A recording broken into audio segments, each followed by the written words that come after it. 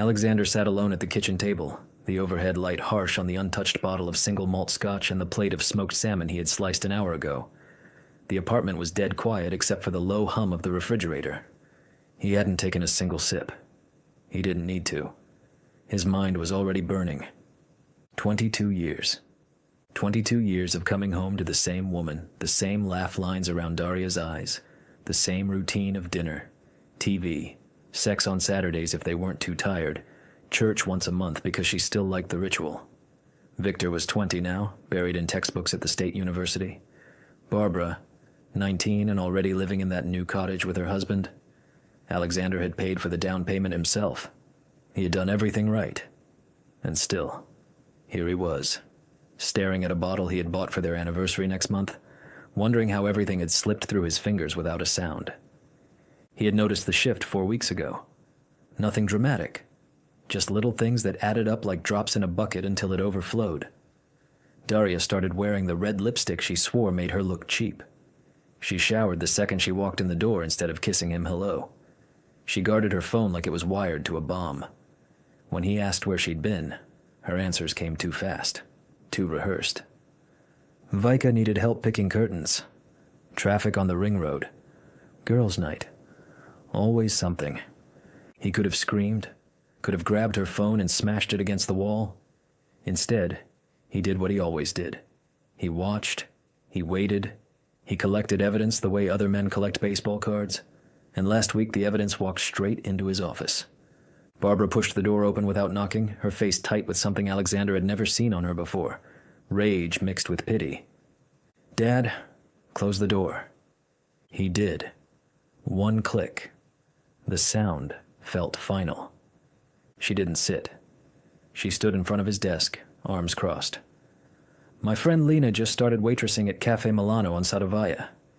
Guess who's there every single night until 9? Paying the check for some guy who looks like he just graduated high school?" Alexander felt the floor tilt under his chair. He kept his voice level. "You're sure it's Mom?" "Dad, she uses the company card. Lena took a picture. I'll send it if you want, but please don't make me." He shook his head once. "I believe you." Barbara's eyes filled. "What are you going to do?" "Nothing yet. I need to be sure how far it's gone." "It's gone far enough that she's lying to both of us.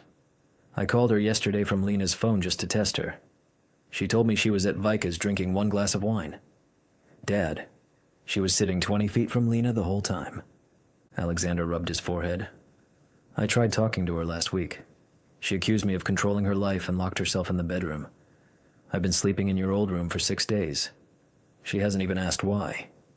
Barbara's jaw set. "Then we make her face it. I'll call her right now. You stay quiet." Before he could stop her, she hit speaker and dialed. Daria picked up on the second ring, voice bright, too bright. "Varia, sweetheart, I've been meaning to call you back." "Mom, why is your battery always dead when I call after 6? A tiny pause. "It drains so fast, honey, you know how it is. Or maybe it's loud in the cafe where you sit with that boy who could be your son." Silence. Then Daria laughed, high and brittle. "Who told you that nonsense? Your father? Poor man's losing his mind from jealousy." Barbara's eyes never left Alexander's. "Lena saw you, Mom. Multiple times. You paid every single bill. She asked me if I suddenly had a baby brother. Said he was cute." Daria's breathing changed, shallow, quick. "It's not what you think. He's just a colleague going through a hard time. I'm helping him, that's all." "Helping him how exactly? Buying him dinner every night for a month?" "I love your father, Barbara. I'm not divorcing anyone." "Then why does it feel like the whole city knows something we don't?" Barbara's voice cracked. "Dad's sitting right here destroying himself because he thinks he's going crazy. Tell me the truth." "I have to go, my battery." The line went dead. Barbara stared at the phone like it had bitten her. She hung up on me. Alexander finally spoke, voice low. "His name is Vyacheslav. 25. Technician in the next department. Been there 4 months." Barbara's face went white. "You already knew." "I suspected. Now I know." She dropped into the chair across from him. "Dad, what do we do?" He looked at the bottle of scotch, then back at his daughter. We don't do anything yet. You go home to your husband. I handle my marriage. No, this is my mother. I'm in. He started to argue, saw the steel in her eyes, his own eyes, and stopped. Then we do it smart. No screaming. No scenes. We box her in until she has nowhere to lie. Barbara nodded slowly. I can get photos. Lena owes me. And her boyfriend works at the phone repair kiosk in Mom's building. If Mom ever brings her phone in... Alexander felt something cold settle in his chest. Do it. Across town, Daria stood in the ladies' room at work, hands shaking so badly she could barely reapply her lipstick. The mirror showed a woman who looked 10 years younger than 45, and 10 years more, terrified. It had started so innocently. Vyacheslav smiling at her in the hallway. Vyacheslav asking for help with a report. Vyacheslav texting her after hours. You looked beautiful today. No one had said that to her in years. Alexander still told her she was pretty, but it was automatic, like saying, pass the salt. Vyacheslav made her feel dangerous, wanted, alive. She knew it was stupid. She knew he was using her. She saw the way his eyes lit up when she grabbed the check. But the attention was a drug, and she was already hooked. She told herself nothing physical had happened. They hadn't even kissed. It was just coffee. Just talk. Just escape. But Barbara knew, which meant Alexander would know soon. And Alexander never yelled. He went quiet. That was worse. Her phone buzzed in her purse. A text from Vyacheslav. Can't wait to see you tonight. Same place? I miss your smile already. She stared at the screen until it went dark, then typed back. Let's switch cafes. People talk. His reply was instant. Whatever makes you happy, darling. She closed her eyes. The word darling made her stomach flip the same way it had the first time. She hated herself for it. In a private booth at an expensive restaurant on the other side of the city, Vyacheslav ended the text conversation and slipped the phone into his pocket. Across the table, Konstantin raised an eyebrow. She's changing venues already, getting paranoid? Konstantin smirked. Good. Paranoid women spend more money to keep secrets. How much has she dropped on you so far? Couple $100, dinners, cocktails, that silk tie she insisted I needed. Peanuts.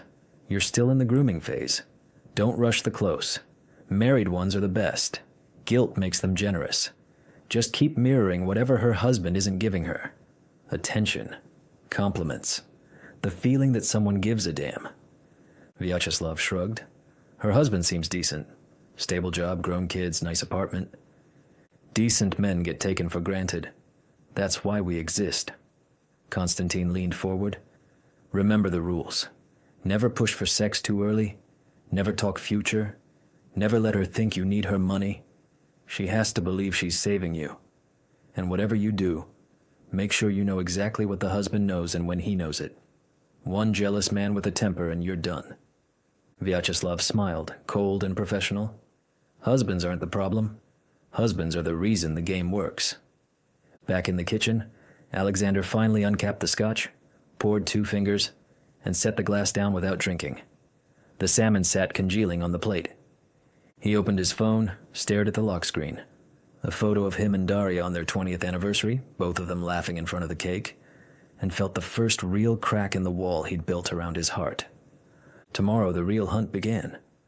And when it ended, only one of them would still have a marriage left to lose. Konstantin lit a cigarette and watched the smoke curl toward the restaurant's vaulted ceiling. She's already complaining about her husband, right? He asked. Vyacheslav nodded. All the time. Says he's predictable, doesn't notice her anymore, never surprises her. Classic. Perfect. Every time she lists what he doesn't do, you do the opposite. Bring flowers tomorrow. Cheap ones. She'll think you're broke and sweet. Tell her she smells like spring even when she's sweating from the metro. Offer to carry her grocery bags to the car. Touch her elbow when you hand them over. Nothing more.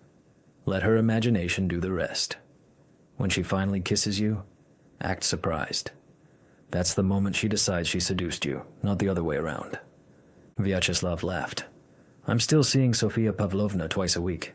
She wired another 20,000 last night for rent. The general's pension is delicious. Konstantine's eyes narrowed. Careful. Generals don't get mad. They get even. The best mark is a rich widow with no kids and no debts. Celebrities are impossible. Too many guys in line. Keep Sophia warm, but start looking for the exit. One bullet and your career is over. Vyacheslav shrugged. I'm untouchable. Husbands never see me coming. That same afternoon, Daria stood in the cramped repair kiosk on the ground floor of the office tower, tapping her foot while the girl behind the counter swapped her dying battery. Pick it up in an hour, the girl said, smiling too widely. Daria barely noticed. All she could think about was Barbara's voice on the phone yesterday. Cold, accusing, adult. Her own daughter treating her like a teenager caught sneaking out. She handed over the phone and walked away, heart racing. Change the cafe tonight. No more Milano. Too many eyes. An hour later, the new battery was in, along with something else. A tiny app that turned the microphone on whenever the phone was locked, streamed GPS in real time, and forwarded every text and call to a burner number registered to one of Barbara's husband's army buddies. Illegal? Absolutely. Did any of them care anymore? Not even a little. At 6:07 p.m., Daria and Vyacheslav sat in a dimly lit place called the Birch on the other side of the river. She had insisted on separate checks until he gave her that sad puppy look. She paid for both of them again. He leaned across the table. I found something perfect. 2 nights at the lakeside resort. Friday after work till Sunday. Private cabin. No one from the city ever goes there. Tell your husband it's a sudden audit at the branch. Everyone knows they work weekends. Her pulse spiked. 2 nights. A hotel bed. No excuses left. She swallowed. I'll think about it. His fingers brushed hers. I just want more time with you, Dasha. That's all. She believed him. God help her. She still believed him. Across the room, a college kid with a backpack pretended to study while his phone recorded 4K video straight to Barbara's cloud folder. At 7:42, Vyacheslav's real wife called. Scripted drama about a sick child. He apologized profusely, kissed Daria's cheek for the first time, and bolted. The college kid followed the taxi all the way to Sofia Pavlovna's luxury building on the embankment. 15 minutes later, Alexander's phone buzzed with 23 new photos. Daria laughing, Daria paying, Vyacheslav's lips grazing her cheek. Barbara's text underneath. He just went into some general's apartment. Same guy who got him fired last job for screwing the boss's wife. I'll have audio from Mom's phone in 30 seconds. Alexander poured 2 fingers of scotch, set the glass down untouched, and printed the photos in color. The printer's whine filled the empty apartment like a warning. At 8:03, his phone lit up with an incoming call. Vika. He let it ring twice, then answered. Vika. Hey. Is Daria still with you? A nervous laugh. She just left, Sasha. Heading home. Thank you. He hung up, calm, almost gentle. 30 seconds later, Vika was speed dialing Daria. Where the hell are you? Walking home, relax. Your husband just called looking for you. Barbara's asking questions. You have to decide something, Dasha, or you're going to lose him. Daria's voice shook. He's not going anywhere, and nothing's happened with Slava. It's just talk. Vika dropped her voice to a conspiratorial whisper. So the weekend getaway is still on? A pause. Daria glanced around the dark street, clutching her purse like a shield. Yes. Lakeside resort. I'll tell Alexander it's a work trip. One wild weekend to remind me I'm alive. Then I come home and everything goes back to normal. It'll recharge us. You really believe that? I have to. Be careful. Alexander isn't stupid. Daria laughed, brittle. Alexander forgives everything. You'll see. Every word streamed live into Alexander's earbuds. When the call ended, he deleted the file, laid the fresh photographs face down on the table, and placed the divorce papers on top. Neat, official, final. He left his wedding ring beside the glass of scotch he still hadn't tasted. The front door opened at 8:47. Daria stepped in, cheeks flushed from the cold, smelling of someone else's cologne. She saw him sitting in the half-lit kitchen and froze. Having a party without me? She tried to joke, voice too high. I haven't started drinking, Alexander said quietly. I called Vika to see when you'd be home. Her smile faltered. I told you not to check up on me. I needed to know when you'd be here. We have to talk about something life-changing. She laughed nervously. Barbara's pregnant? Victor's getting married? Sit down. She sat. He poured her a large glass of red wine without asking, pushed it across the table. She drank half in one go. He refilled it. Then he looked her dead in the eye. I want a divorce. 10 seconds of pure silence. The glass trembled in her hand. Why? She whispered. Because we don't love each other anymore. And pretending is killing me.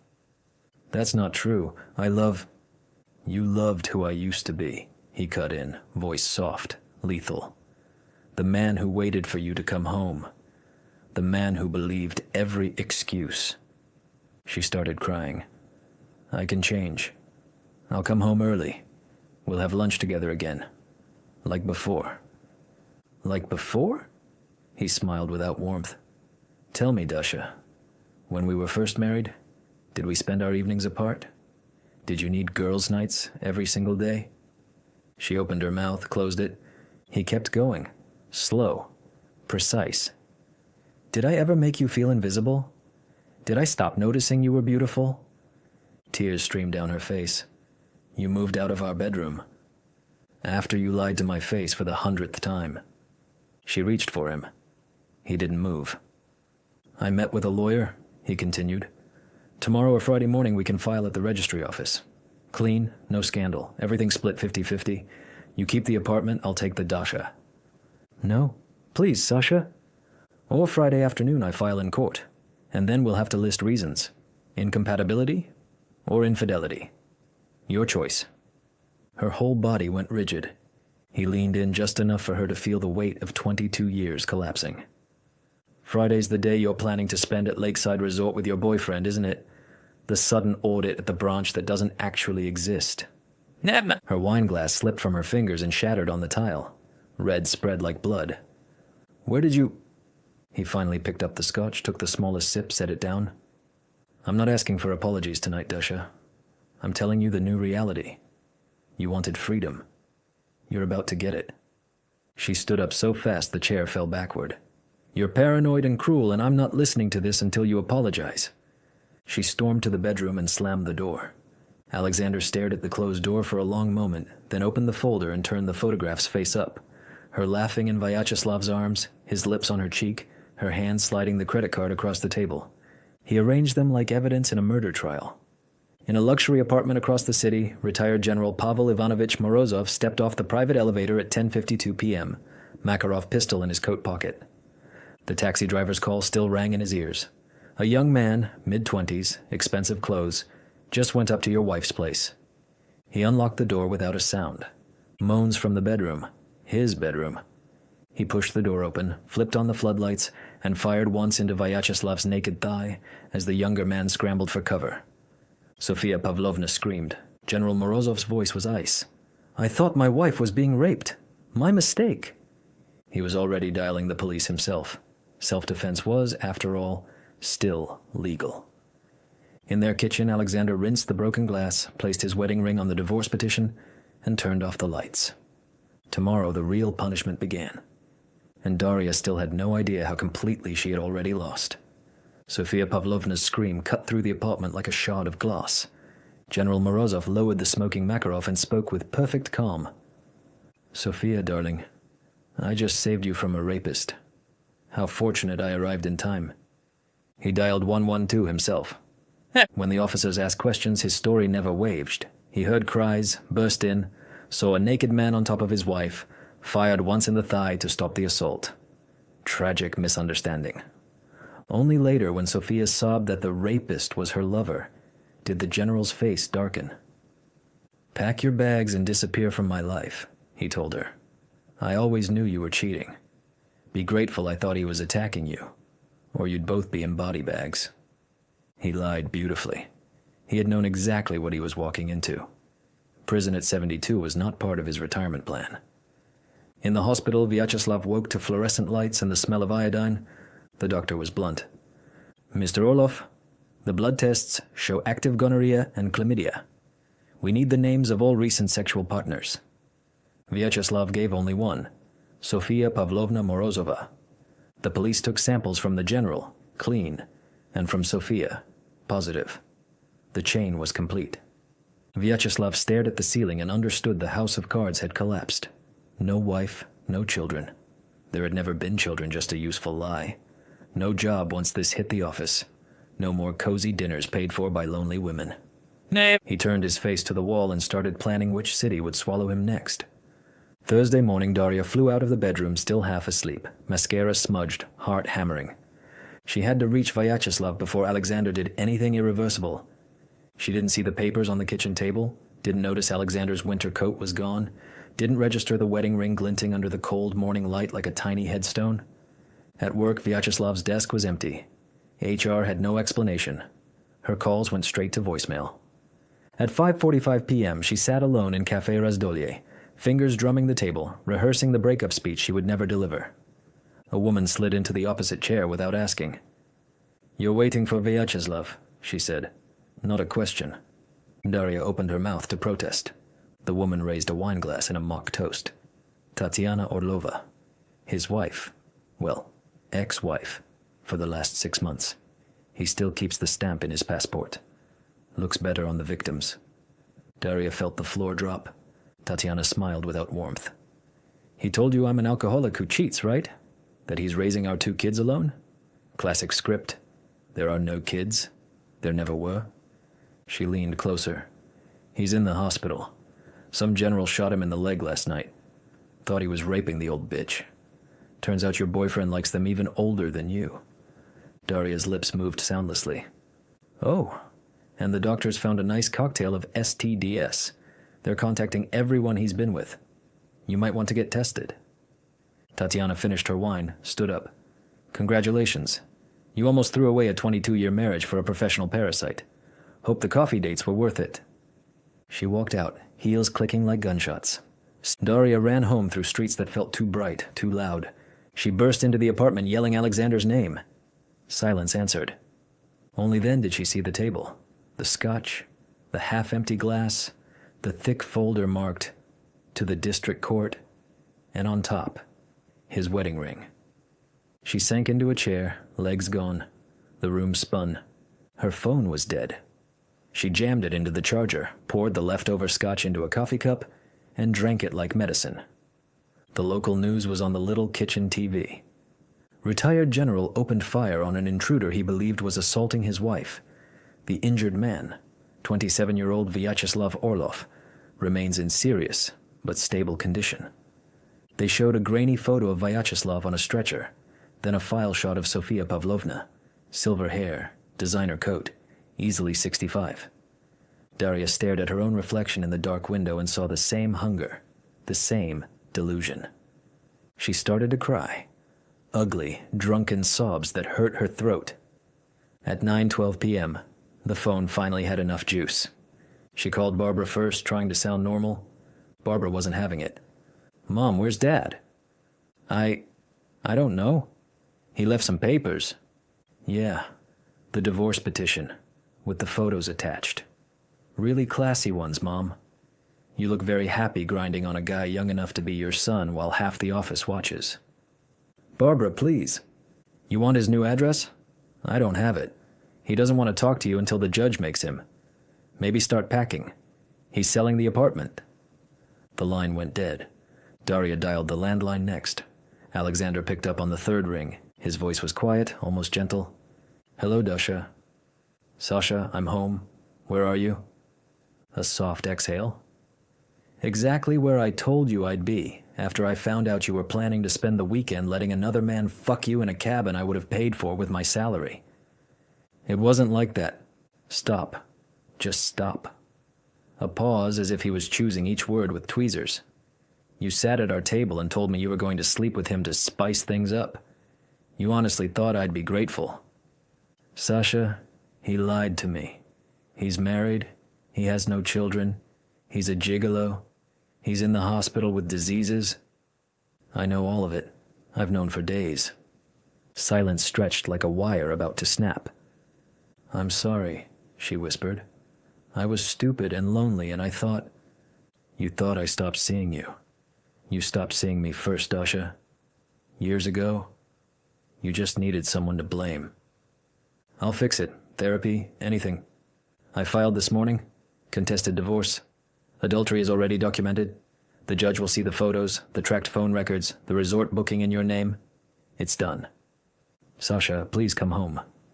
I am home. My home now. You can stay in the apartment until it sells. After that, you'll get your half. You'll be fine. You wanted excitement. You got it. I don't want the money. I want you. You wanted both. You can't have both anymore. The line clicked dead. Daria sat in the dark kitchen until the bottle was empty, ring spinning slowly under her fingertip like a coin about to fall.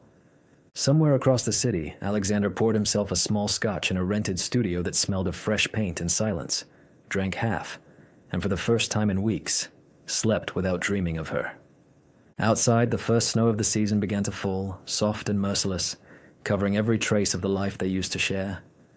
Alexander hung up without another word and switched the phone off completely. The silence in the sanatorium corridor felt clean, almost sacred. He walked to the dining hall, ate boiled chicken and buckwheat without tasting it, then sat through the evening dance under colored lights while pensioners swayed to old hits. He didn't dance. He just watched the snow falling past the tall windows and felt, for the first time in months, something like peace. Daria spent that same evening on the kitchen floor with Vika, 2 bottles of cheap Hungarian red between them. He filed today, Daria kept repeating, voice raw. Today. He said my unfounded jealousy apology is the court papers. Vika refilled her glass. The dacha's nice, Dasha. Gas heating, new bathhouse. He'll be comfortable. Comfort was never the point. Daria stared at Alexander's wedding ring until the gold blurred through tears. I lost him because I wanted to feel 25 again for 5 stupid minutes. Vika had no answer for that. 3 weeks later, the preliminary hearing arrived like a cold wind. The courtroom smelled of floor wax and old paper. Daria wore the navy dress she'd worn to Victor's graduation, the one Alexander used to say made her look like a film star. She stood when the judge asked if anyone objected to a reconciliation period and delivered a speech she had rehearsed in the mirror every night for 21 days. Tears, trembling voice, promises, shame, love. The judge, a tired woman with kind eyes, listened for 7 full minutes, then closed the folder. 3 months for reconciliation. Next date, February 14th. Dismissed. Alexander didn't fight it. Dragging it out would only cost more money and pain. He simply looked at Daria once, no anger, no pity, just distance, and said, "It won't change anything." Those 3 months were a slow-motion car crash. Daria sent letters he didn't answer. She waited outside his office with homemade pelmeni he left on the sill to cool. She booked them a weekend at the exact lakeside resort cabin and mailed him the key. He returned it unopened. Every attempt bounced off the same quiet sentence. I don't trust you anymore, Dasha. And without trust, love suffocates. On February 14th, the judge asked the ritual question. Daria whispered, I still want to save our marriage. Alexander stood straight. I do not. The gavel fell. 22 years dissolved in 4 seconds. The property hearing was almost anticlimactic. Apartment and furniture to Daria, dacha, car, and the old vinyl collection to Alexander. They signed where the clerk pointed, never once looking at each other.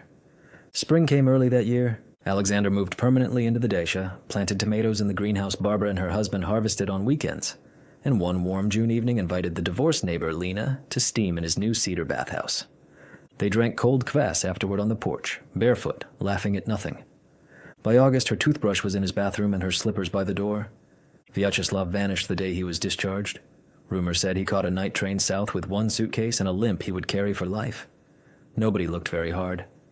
In September, Barbara called her father from the maternity clinic parking lot. Dad, you're going to be a grandfather? Boy, 8 pounds. We're naming him Alexander. He sat on the porch steps, phone pressed to his ear, and felt the first real smile in a year crack across his face. Lena came out with 2 glasses of tea, saw his eyes shining, and understood everything without a word. She kissed the top of his gray head and rested her hand on his shoulder while he listened to his grandson's first cry through the phone. In the city, Daria kept the big apartment, the 3 televisions, and the silence that echoed louder every night. Sometimes she drove past the old dacha road just to see the light in the windows, but she never turned in. She had learned too late that some doors close gently and forever. And somewhere far south, Vyacheslav sat in a cheap rented room, counting the last of Sofia Pavlovna's forgotten earrings, wondering which lonely woman would be desperate enough to pay for the ruined smile he still practiced in the mirror every morning. Life, merciless and precise, had delivered its verdicts. Only the snow kept falling, covering everything equally. Mistakes, second chances, and the few quiet happinesses no one had the right to expect.